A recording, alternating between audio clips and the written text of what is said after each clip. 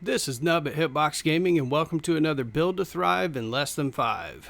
Today's build is focused around the newly released Harmony rifle.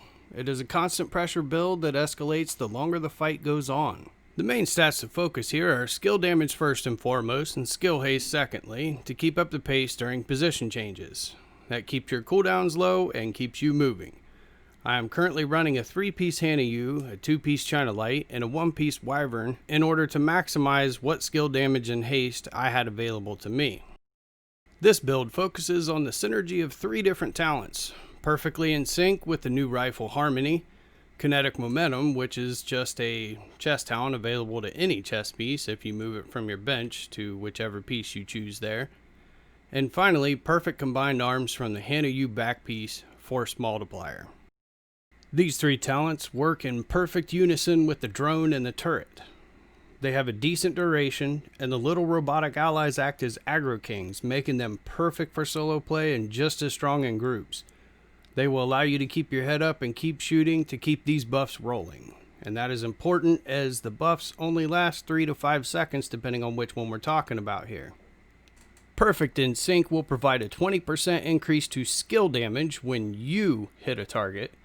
And when your turret or drone hits a target, it will provide a 20% increase to your weapon damage. When both buffs are active, you will double the damage bonus that you or your turret or drone are getting, giving a 40% increase to you and your robot army overall.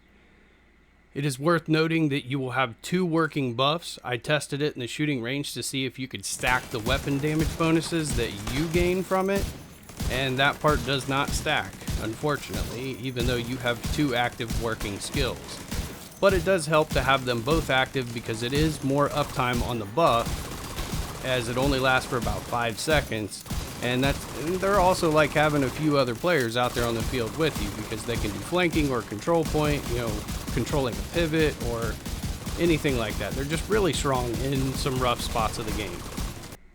Now, Kinetic Energy is a beautiful addition to this because once the little Autobots roll out and you are in combat, these buffs will also function independently, 1 for each skill that is deployed. This will build up to a 15% skill damage buff for each skill, adding up to a 30% damage buff for each deployed skill. Now, they will benefit from the buff from the other one, so your turret is gaining from the drone, and the drone is gaining from the turret.